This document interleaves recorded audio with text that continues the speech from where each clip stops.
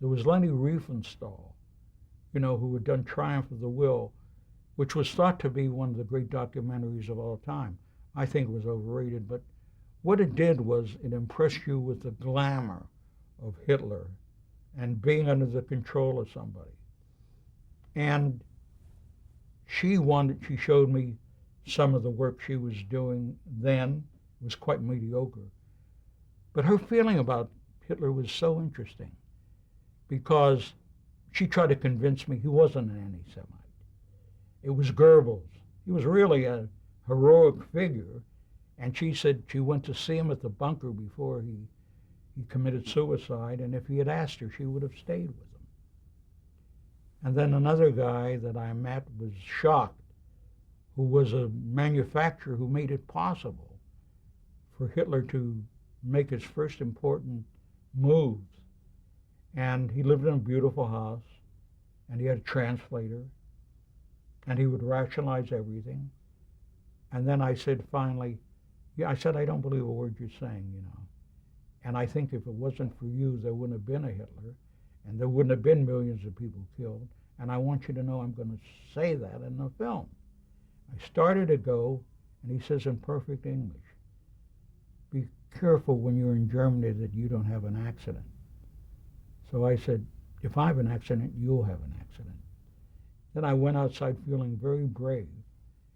And there was a shadow, and I jumped him off. I said, boy, you're brave, So then I met an extraordinary woman who Marlene Dietrich played in the film. She was a widow of a general, and she was writing her memoirs. She said she couldn't finish them, and the reason she couldn't finish them is she couldn't face the truth that he was really part of the Nazi injustices. And first she tried to get him acquitted. He was found guilty.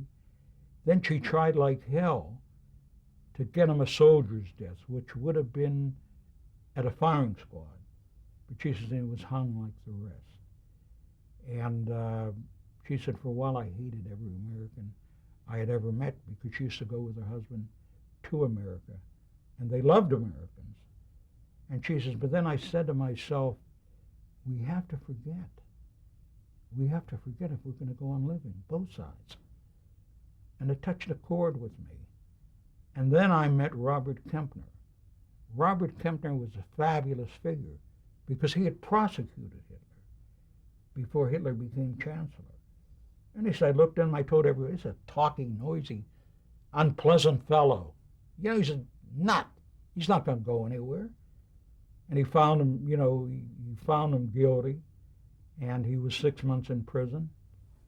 And I told her what I had heard from the widow of the general.